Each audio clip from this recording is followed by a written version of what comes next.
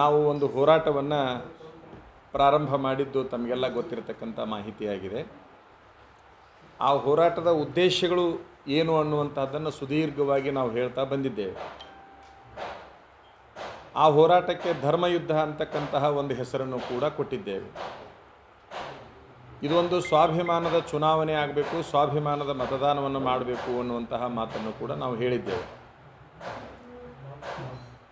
ಈ ಸಂದರ್ಭದಲ್ಲಿ ನಾಮಪತ್ರವನ್ನು ಸಲ್ಲಿಸಿದ ನಂತರದಲ್ಲಿ ಹಿಂದಕ್ಕೆ ಪಡೆದಿದ್ದೇವೆ. ಆ ಹಿಂದಕ್ಕೆ ಪಡೆಯುವ ವಿಚಾರದಲ್ಲಿ ಎರಡೂ ಪಕ್ಷಗಳ ನಾಯಕರು ನಮ್ಮೊಂದಿಗೆ ಸುದೀರ್ಘ ಹೋರಾಟ ಪ್ರಾರಂಭ ಆದಾಗಿನಿಂದ ಸಂಪರ್ಕದಲ್ಲಿ ಇರತಕ್ಕಂಥದ್ದು ಬಹುಸಂಖ್ಯಾತರಿಗೆ ಗೊತ್ತಿದೆ. ಇಂದು ಕೂಡ ನಿನ್ನೆಯೂ ಕೂಡ BJP ಮತ್ತು ಕಾಂಗ್ರೆಸ್ ಪಕ್ಷದ ನಾಯಕರುಗಳು ನಮ್ಮನ್ನು ಸಂಪರ್ಕ ಮಾಡಿರ್ತಕ್ಕಂಥದ್ದು ಇರುತ್ತದೆ. ನಿನ್ನೆಯೂ ಕೂಡ ಮುಖ್ಯಮಂತ್ರಿಗಳು, ಮಾಜಿ ಮುಖ್ಯಮಂತ್ರಿಗಳು, ಸದ್ಯದ ಸರ್ಕಾರದ ಮುಖ್ಯಮಂತ್ರಿಗಳು ಮಾತಾಡಿದರು, ಉಪಮುಖ್ಯಮಂತ್ರಿಗಳು ಮಾತಾಡಿದರು.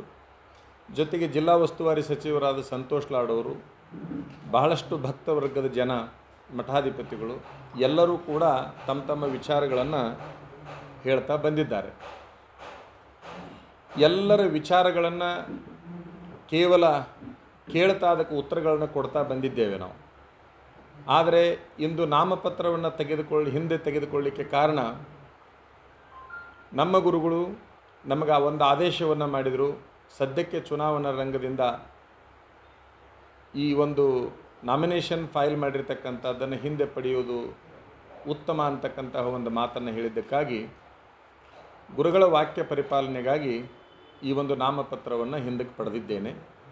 ನಾನು ಸಾರಿದ ಧರ್ಮಯುದ್ಧವನ್ನು ಮುಂದುವರಿಸ್ತೇನೆ.